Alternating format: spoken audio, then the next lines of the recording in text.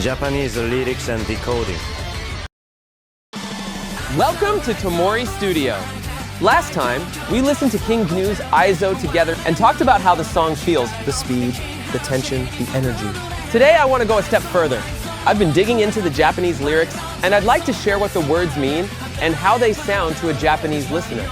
Don't worry, I've included Romaji as well, so you can come back to this video and sing along at karaoke. All right, let's start with the very first verse.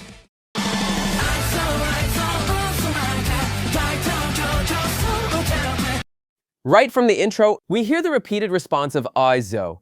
AIZO. Literally, it means love and hate.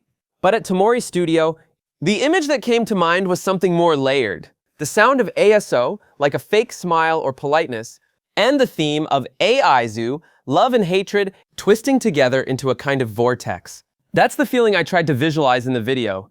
Now, the word kyoso, frenzy. The main stage of the Shibuya incident is Tokyo, and Shibuya itself descends into complete chaos.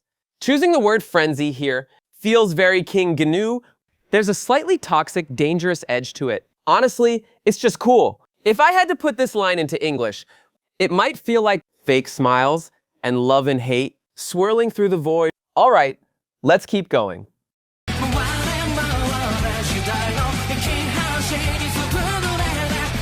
Mumware, spin, spin. This isn't just spin in a physical sense. It feels more like circling endlessly, thoughts, fate, emotions, caught in a loop with no clear end.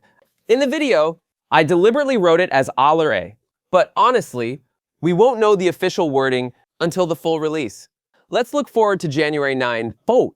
Now, the word IKIHAJI, living shame, this one is really hard to translate directly. Shame is the obvious choice, but it doesn't quite capture the feeling. At Tomori Studio, I tried combining the emotional idea with a physical sensation, something like being drenched, soaked to the bone, not just ashamed, but weighed down by the act of living itself. So I translated it as living shame. The image becomes something like spinning through this dizzying era, drenched to the bone in the rain of my living shame. That feels much closer to the Japanese emotion.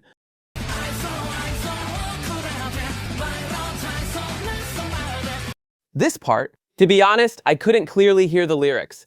So for now, I've labeled it UNREADABLE. What do you hear here? If you have an idea, or if it sounds like something specific to you, let me know in the comments. Once the song is officially released, we can come back and check the answer together. All right, one last section.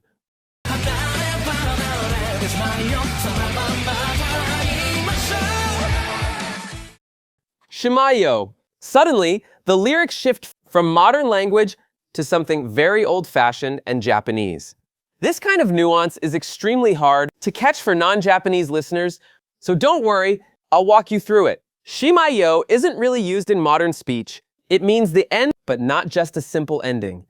At Tomori Studio, instead of the end, I chose it is finished, not a hard stop, but something that quietly settles and fades away. Then comes SARABA, written here as SARABA. It could have been written in hiragana, but considering the tone of SHIMAIYO, this classical kanji form makes more sense. It feels like a warrior's farewell, calm, resolute, and final. Something like, if it must be so. That acceptance of fate is incredibly powerful. So the meaning here feels close to, in the end we are torn apart, it is finished.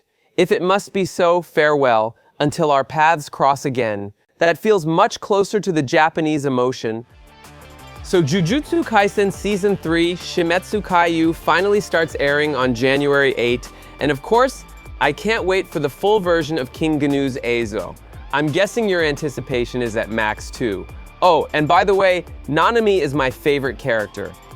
This time, using the official trailer, we explored the Japanese lyrics of AIZO and how they can be understood. What did you imagine from these words? I've added timestamps for each section, so feel free to come back, rewatch, and practice singing along.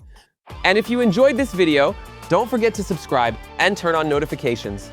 All right, I'll see you in the next video. This was Tomori Studio.